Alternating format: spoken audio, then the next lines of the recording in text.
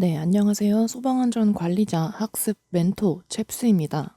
이번 시간에는 소방안전관리자 2급 고난도 시험에 대비한 기출 예상 문제집인 찐 스포일러 문제집 2회차 모의고사 포인트 공략과 해설 영상입니다. 찐 스포일러 문제집은 전국에 계신 합격자분들과 수험생분들의 데이터베이스를 기반으로 최신 기출 경향의 고난이도 문제들이 준비되어 있고요. OMR 카드가 포함되어 있어서 실제 시험처럼 마킹 연습까지 할 수 있는 기출 예상 문제집으로 책 소개 영상은 상단에 이 링크를 참고해 주세요. 자, 그럼 교재 가지고 계신 분들은 26페이지 2회차 2번 문제부터 보도록 하겠습니다. 무창층에 대한 설명으로 옳은 것을 모두 고르래요. 먼저 가 내용 보겠습니다. 지하층 중에서면 일단 틀렸죠. 무창층의 개념은 지상층 중에서 개구부, 그러니까 불이 났을 때 탈출할 수 있을 만한 창문 같은 거, 개구멍, 그것들의 면적을 다 합쳤는데 그 층의 바닥 면적의 30분의 1 이하인 층은 무창층이라고 한다.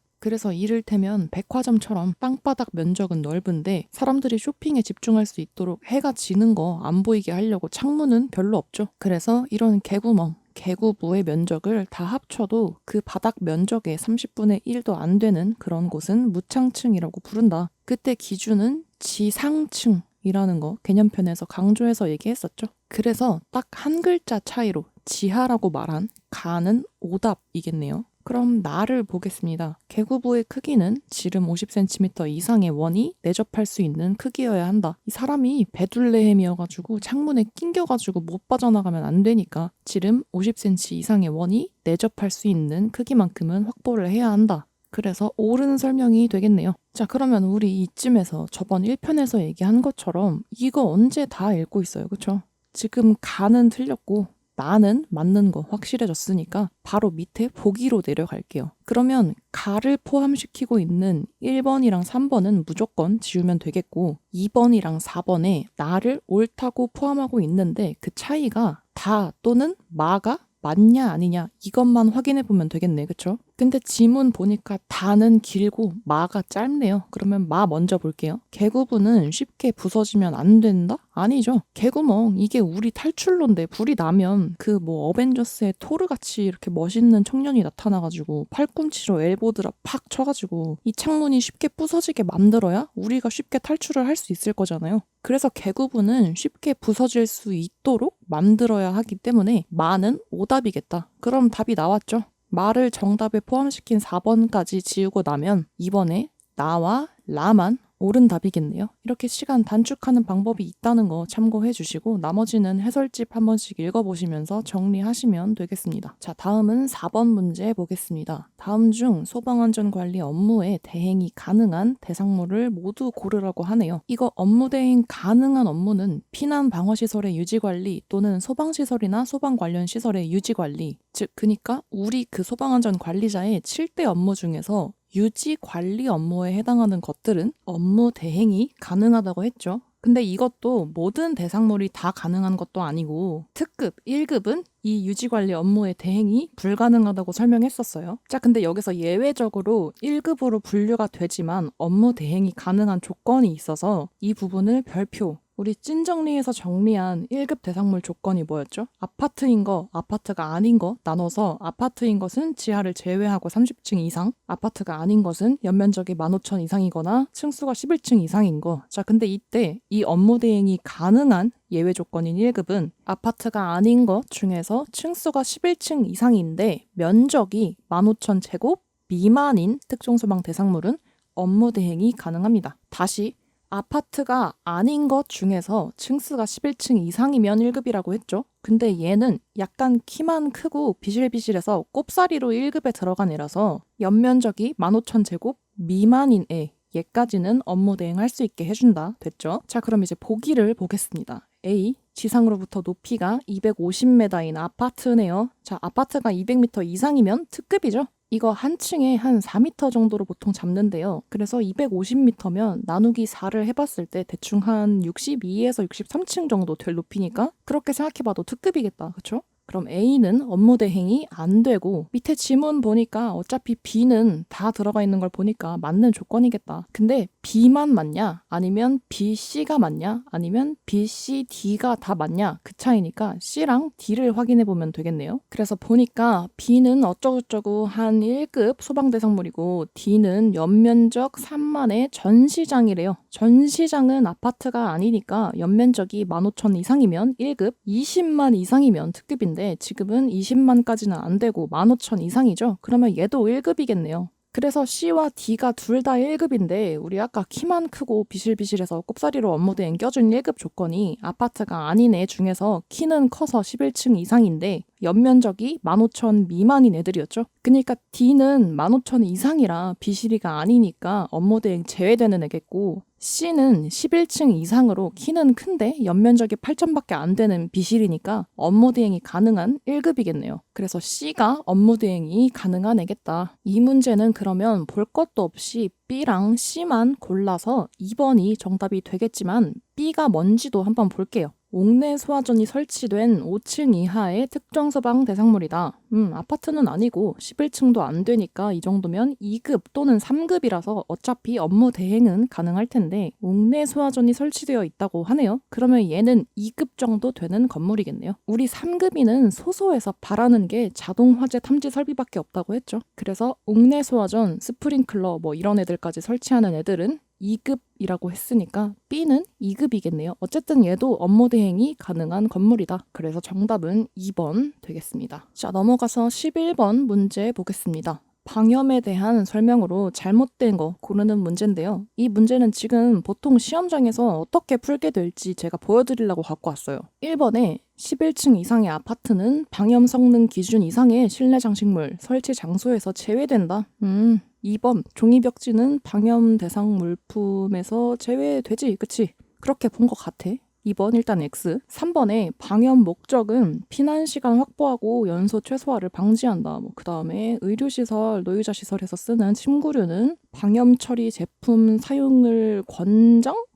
뭔가 이상한데? 이런 시설이면 침구류는 당연히 불에 안 타는 거 써야 되지 않나? 권장이 뭔가 걸리는데 이거 틀린 거 4번인가 보다. 체크. 이렇게 하면 틀리는 거죠 이제. 그쵸? 이걸 왜 가지고 왔냐면 우리 방염 같은 거 이 방염 파트가 또 강습교재 1단원에 거의 뒤편에 나오는데 거기에 뭐 하도 법령이니 기준이니 뭐가 이런 게 많이 나오니까 이런 파트는 좀 쉽게 생각해서 대충 읽게 된다 이 말이죠. 그래서 이 내용을 정확히 알고 있어야 실수하지 않는다는 의미로 가져왔는데요. 1번에 방염 성능 기준 이상의 실내 장식물을 설치해야 하는 장소, 그러니까 실내에 어떤 커튼 같은 장식물들, 그게 불에 잘 안 타는 그런 방염 성능이 인증된 장식물을 써야 하는 장소들이 있어요. 그 중에 건축물의 층수가 11층 이상인 것이라는 조건이 있는데 대신 아파트는 제외됩니다. 그래서 생각해보면 그렇죠. 그 아파트에 사람들 다 살고 있는데 집집마다 다니면서 벽지니 커튼이니 이거 다 방염 성능 이거 기준 이상입니까? 이러면서 다 찾아다닐 순 없잖아요. 일일이 검사할 수도 없고. 그래서 11층 이상인 것에서 아파트는 제외되니까 1번은 옳은 설명이 되겠죠. 추가적으로 사방이 물천지인 수영장도 제외되는 대상이었죠. 그 다음에 2번 종이벽지는 방염 대상 물품에서 제외된다. 방염 대상 물품에 두께가 2mm 미만인 벽지류가 포함이 되는데 그 중에서 종이벽지는 제외되는 거 맞죠? 그 다음에 4번 보면 의료시설, 노유자시설의 침구류는 방염 처리 물품 사용을 권장한다. 요거랑 비교해서 알아두실 게 단란주점, 유흥주점, 노래 연습장에서 섬유류 등을 원료로 만든 소파나 의자는 방염 대상 물품을 사용해야 하는 장소인데 의료시설, 노유자시설, 숙박시설, 장례시설 등에서 사용하는 침구류나 소파, 의자는 방염 처리 제품의 사용을 권장하는 장소라고 비교해서 알아두셔야 된다는 거 짚어서 얘기했었죠.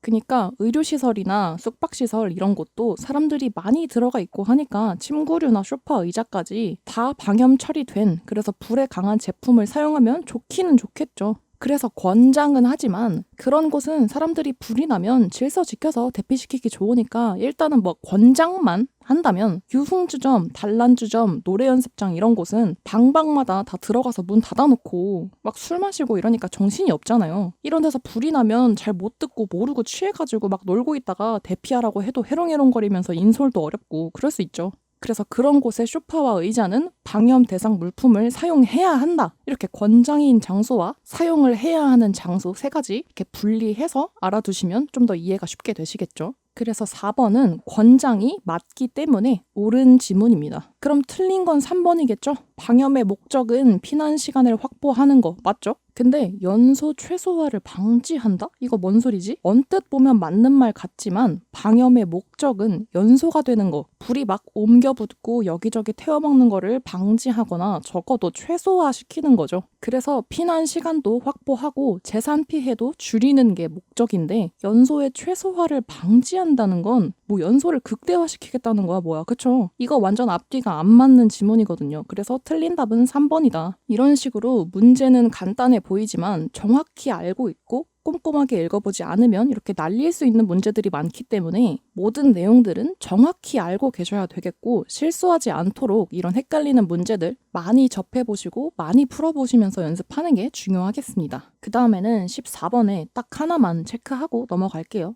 14번 문제 보시면 정전기 예방대책으로 옳은 것을 모두 고르는 문제이고 여기서 보기 C에 공기를 이원화시킨다는 말이 있어요. 이원화라는 말이 있긴 있어요, 사전적으로. 근데 이원화의 뜻은 조직이나 기구를 둘로 나눈다는 뜻이거든요. 그러니까 모든 물질에 대해서 적용된다는 의미보다는 인공적으로 만들어낸 조직이나 기구에 그 의미가 국한되는 것도 있고요. 이 소방에서 얘기할 때 정전기 예방 대책으로 옳은 건 공기를 이온화시킨다가 맞죠? 아까 이원은요, 한자어예요. 둘을 뜻하는 두이. 이 이를 쓰는 한자어고요. 여기서 말하는 이온화의 이온은 영어입니다. ION으로 쓰는 영어예요. 그래서 이온화라는 건 어떤 물질이 물에 녹아서 중성화가 된다, 음이온이나 양이온으로 분해가 된다 이런 뜻이래요. 그래서 이거 제가 개념편인 찐정리에서도 설명했었어요. 그쵸? 머리에 정전기가 막 나면 물 좀 묻혀가지고 풀어줄 수 있잖아요. 마찬가지로 젖은 빨래에서는 정전기가 일어나지 않죠. 그러니까 쉽게 말해서 이 플러스랑 마이너스가 서로 막 티격태격하면서 정전기를 막 내려고 할 때 물을 끼얹어가지고 야 그만 써 너네 떨어져 이렇게 완전히 해산을 시킨다. 이게 이온화입니다. 그래서 이원화라는 한자어랑 이 이온화라는 이 영어 단어에서 비롯된 말을 혼동하시면 안 돼요. 정전기 예방 대책으로 옳은 것은 공기를 이온화시킨다입니다. 이원화라는 말은 틀린 말이에요. 나머지는 쭉 읽어보시고 풀어보시면 되겠고요. 그 다음 15번은 저번 문제풀이 1강의 복습입니다. 빠르게 볼게요. 가연물이 될 수 없는 애들, 옳지 않은 설명 고르는 거죠. 1번에 헬네곤, 얘네는 이름부터가 화려한 네온사인에 휘감겨 노는 날라리들. 그래서 우리 범생이인 산소랑 아예 어울리지를 못해, 결합을 못해서 가연물이 될 수 없는 불활성 기체라고 했었죠. 맞는 얘기고. 2번 질소와 질소산화물, 얘네는 그래도 헬네곤 얘네보다는 좀 이름에 질서가 있다. 그래서 산소랑 만나서 뭘 하긴 할 수 있는데 그 작용이 바로 흡열 반응이라고 했죠. 소고기 사줄게 화내지 마 이러면서 자꾸 슬슬 달래서 열 뺏어가는 애들. 그래서 가연물이 되지 못한다. 맞는 말이고요. 4번에 돌이랑 흙은 그 자체가 불이 안 붙는다. 이거를 좀 있어 보이는 말로 그 자체가 연소하지 않는다. 그래서 맞는 말이고. 근데 3번에 보면 일산화탄소는 산소와 화학 반응을 일으키지 못해 가연물이 될 수 없다. 여기서 뭐가 틀렸죠? 산소랑 결이 비슷한 너무 오래 만난 연인 같은 사이라서 이제는 별로 뭐 반응도 없고 뜨뜻미지근한 애들은 물이랑 이산화탄소라고 했죠. 대신에 이 일산화탄소는 산소랑 오늘부터 1일이라서 뭘 해도 반응이 뜨거울 때다. 그래서 가연물이 될 수 있는 애가 일산화탄소라고 했어요. 그러니까 3번을 옳게 바꾸려면 일산화탄소는 가연물이 될 수 있는 애라고 하던가 아니면 이산화탄소 또는 물 이런 애들이 산소와 화학 반응을 안 해서 가연물이 될 수 없는 애들이다. 뭐 이렇게 바꿔야 맞는 말이 되겠죠. 그래서 틀린 건 3번 이렇게 체크하시면 되겠습니다. 자, 바로 넘어가서 16번 가연물질의 구비 조건으로 옳은 것만 모두 골라라. A 보겠습니다. 열 전도값이 작으면 열의 발산이 용이한가요? 아니죠. 그럴 리가 없죠. 자, 우리가 두부조림을 맛있게 했어요. 팬에다가 기름 두르고 두부 올려서 막 간장이랑 양념 넣고 지글지글 굽고 졸여가지고 이제 막 따끈따끈한 두부조림을 완성했어요. 자, 근데 이때 이 두부는 따끈따끈한 상태인데 얘를 차가운 접시에 담아서 그냥 식탁 위에 놔두면 이 두부 입장에서 자기 안에 있는 이 뜨거운 열이 바깥 공기 이 온도가 낮은 쪽으로 계속 이동하려고 한단 말이죠. 그러면 어떻게 되겠어요? 내 안에 이 뜨거운 성질이 차가운 쪽으로 다 이동해버리면 두부가 식어버리겠죠? 이게 열 전도입니다. 열 전도는 고온부에서 저온부로 열이 이동을 하는 성질인데, 그럼 다시 말해서 이 성질이 강하면 강할수록 더 빨리, 더 쉽게 열이 식어버리겠죠. 그러면 이렇게 빨리 식어버리는 애들한테서는 불이 잘 붙지 않겠죠. 그쵸? 열을 다 뺏기니까 자꾸. 이걸 다시 정리하면 열 전도 성질이 클수록 빨리 식어서 불이 잘 안 붙는다.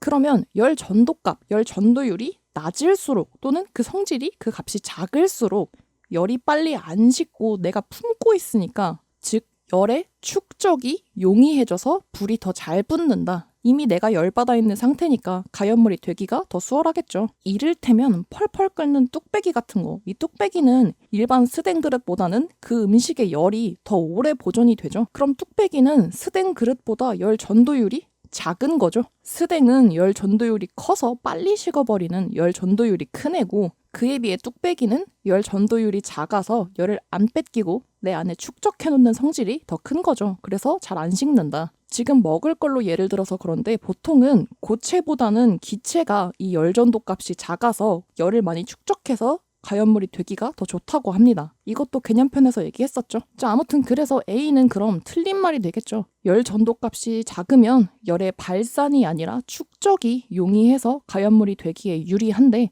일단 그것도 틀렸고, 그래서 결과적으로 열 전도값이 큰 것보다는 열 전도값이 작은 애들이 더 불이 잘 붙는다. 가연물이 되기에 좋다. 그래서 이거는 그냥 다 틀린 말이네요. 그쵸? 그러면 이 긴 지문 이거 언제 다 읽고 있어요. 그쵸? A를 맞다고 우기고 있는 1번이랑 2번은 그냥 통으로 다 지워버리고, 그럼 3번과 4번만 보면 되는데 C랑 D가 둘 다 지금 들어가 있죠. 그러면 C랑 D는 굳이 볼 필요도 없이 맞는 애들이겠네요. 얘네 지금 읽어서 걸러낼 필요가 없죠. 그러면 3번이랑 4번 중에 가를 수 있는 애가 B 아니면 E 얘네들인데, B를 보면 조연성 가스와 친화력이 강하면 흡열 반응을 일으키나요? 우리 방금 전에 15번 풀 때 흡열 반응 누구라고 했었죠? 소고기 사줄게 이거?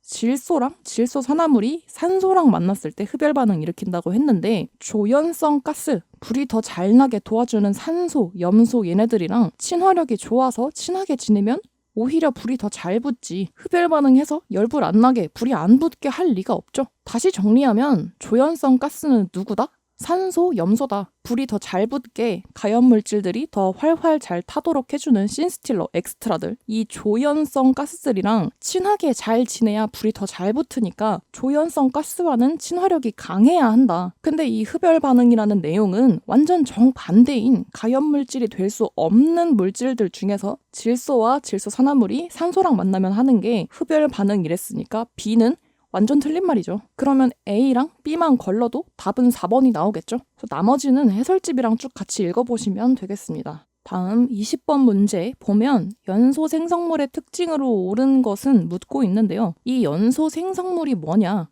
연소, 뭔가 불에 타거나 불이 나면 생성물, 거기에 딸려서 나오는 것들이 뭐가 있냐 이런 얘기겠죠. 그래서 2급에서 얘기하는 연소 생성물은 독성 가스들, 그리고 연기, 우리 연기 확산 속도 정리했었죠. 그런 것들이 이 연소 생성물에 들어가 있습니다. 자, 근데 여기서 또 중요한 포인트가 있어서 이 문제를 다뤄볼게요. 먼저 1번에 계단실 내 수직 이동 시 확산 속도가 가장 빠르며 2에서 3m/s로 이동한다. 이거 틀린 말이죠. 일단 좀 더 정확하게 얘기하려면 요 앞에 연기는 이라는 조건도 붙어야 했고, 그게 아니더라도 연기의 이동 속도 얘기할 때 수평 이동이냐, 수직 이동이냐, 아니면 계단실 내 수직 이동이냐, 이렇게 세 가지 케이스 얘기했잖아요. 그때 계단실처럼 이렇게 공간이 한정되어 있는 곳에서 위아래로 수직 이동할 때 연기의 확산, 이 이동 속도가 가장 빠르다고 했는데, 그때 속도가 뭐다? 3에서 5m/s 속도여야 맞죠? 2에서 3m/s는 그냥 수직 이동할 때 속도였으니까 1번은 오답이고요. 2번에 갑자기 COCl2라는 화학식이 나와 있어요. 그쵸? 이 COCl2가 뭐냐면 포스겐 또는 포스젠이라고 하는데, 우리 교재상으로는 포스겐이라고 할게요. 이 포스겐이라고 하는 독가스, 독성 가스가 있는데요. 이 실제로 포스겐에 노출이 돼서 생명을 잃는 경우도 발생했을 정도로 아주 위험한 맹독성 가스입니다. 근데 일산화탄소가요, 염소와 작용을 하면 이 맹독가스인 포스겐을 생성할 수 있습니다. 일단 정답은 그럼 2번이겠죠. 옳은 거 고르는 거니까. 자, 근데 여기서 우리가 아까 산소랑 만나서 가연물이 될 수 있냐 없냐 비교할 때도 이산화탄소랑 일산화탄소를 비교했잖아요. 근데 이 화재가 발생해서 나오는 연소 생성물 얘기할 때도 얘네 둘이 약간의 차이가 있어요. 둘 다 연소 생성물에 포함되는 애들은 맞지만요. 방금 말한 것처럼 일산화탄소는 염소라는 애랑 작용해서 포스겐, COCl2라고 하는 이 독성 가스를 만들어내기도 하고요. 우리 몸으로 들어와서 우리 혈액 안에 있는 헤모글로빈에 결합해서 이 몸속의 산소 운반 기능을 떨어뜨려서 질식하게도 할 수 있는, 그러니까 종합적으로 우리의 생명을 위독하게 만들 수 있는 좀 무서운 애가 일산화탄소입니다. 근데 반면에 이산화탄소는요, 우리가 그냥 호흡할 때도 이 이산화탄소가 어느 정도 포함되어 있죠. 그래서 뭐 공기 정화 식물들 방에다 놓고 하잖아요. 이 공기 정화 식물 좀 갖다 놓는다고 정화가 되고 막 이럴 정도면 얘네가 공격성이 뭐 그렇게 아주 강한 애들은 아니겠다. 그쵸? 그래서 이 이산화탄소는요, 연소 생성물은 맞지만 얘 자체만으로 독성은 거의 없다. 이게 차이점이에요. 근데 대신에 이 이산화탄소는 주변에 많아지면 내가 숨이 가빠져요. 그래서 왜 이렇게 숨이 잘 안 쉬어지지? 하면서 숨을 막 가쁘게 쉬니까 그만큼 주변에 연기나 뭐 타면서 나오는 먼지들, 아니면 다른 애들이 만든 독성 가스 이런 거를 더 많이 먹게 될 거 아니에요? 숨을 막 쉬면서. 그래서 위험하게 만드는 거지 이산화탄소 자체로 독성이 강한 건 아니다. 그래서 독성가스 포스겐을 만들어내는 일산화탄소랑 그 자체가 독성은 거의 없지만 호흡을 증가시켜서 질식의 위험이 있는 이산화탄소의 차이를 알고 넘어가시면 좋을 것 같고요. 3번도 살펴보면 산소 공급이 부족해서 불완전 연소 시 탄소 성분이 유입되면서 흰색 연기가 발생한다. 이거 어디가 틀렸냐면 산소 공급 부족으로 불완전 연소를 하면 탄소분을 생성해서 연기가 검은색을 띈다고 합니다. 그래서 뭔가 불길이 좀 크게 치솟는 그런 상황을 생각해보면 이게 화재가 빠르게 번져가면서 지금 태우고 있는 거를 완전히 다 태우기도 전에 얘도 태워먹고 쟤도 태워먹고 막 이러면서 산소를 막 끌어다 쓰면 산소가 부족해지면서 이렇게 불완전 연소를 하게 되는데, 그래서 산불 화재 같은 거 정말 큰 불길이 있는 곳들 생각해보면 계속 불이 번져서 타고 있는 곳들은 연기가 검은색에 가깝죠. 그래서 이렇게 산소 공급이 부족해서 불완전 연소를 할 때 막 이거 하나 다 태우기도 전에 막 쟤도 태우고 막 이러면서 불완전 연소를 할 때 탄소분을 생성해서 연기가 검은색을 띈다. 자, 그래서 이렇게 검은 연기가 막 발생을 하면 우리 시야를 감퇴시키겠죠. 그러면 4번에서 피난 행동이나 소화 활동을 방해하게 될 테니까 부촉매 역할을 하게 되겠죠. 왜냐면 보통 정촉매라고 하는 촉매 작용이라 하면 그 반응 속도를 빠르게 촉진시키는 건데, 연기가 발생해서 시야를 감퇴시키면 피난이나 소화 활동에 방해가 되니까 오히려 느려지게 만들겠죠. 그래서 굳이 뭐 옳게 바꾼다고 하면 부촉매 역할을 한다 이런 식으로 바꿔야 되니까 얘도 틀린 말이 되겠습니다. 그래서 옳은 정답은 2번이다 이렇게 정리를 하겠습니다. 자, 그럼 이 외에 이런 그림 문제들, 그리고 단원별 출제 비중이나 뭐 설비와 관련한 나머지 부분들도 이 찐 스포일러 문제집을 통해서 문제를 풀면서 동시에 정말 세세한 부분들까지 해설집과 같이 보시면서 쉽게 이해하실 수 있도록 설명을 해두었으니까 이런 고난이도 시험에 어려움을 겪고 있는 분들은 찐 스포일러 문제집으로 연습 문제도 풀어보시고 OMR 카드로 마킹하는 시간까지 체크해보시면서 시험 대비가 조금 더 수월해지시길 바라는 마음이고요. 다음 영상에서는 이 과목에 해당하는 설비 파트에서 문의가 많았던 부분들, 중요하다고 생각하는 포인트를 좀 더 자세히 설명해 드리도록 하겠습니다. 네, 그럼 이번 영상도 봐주셔서 감사드리고 저는 다음 영상에서 뵙겠습니다. 감사합니다.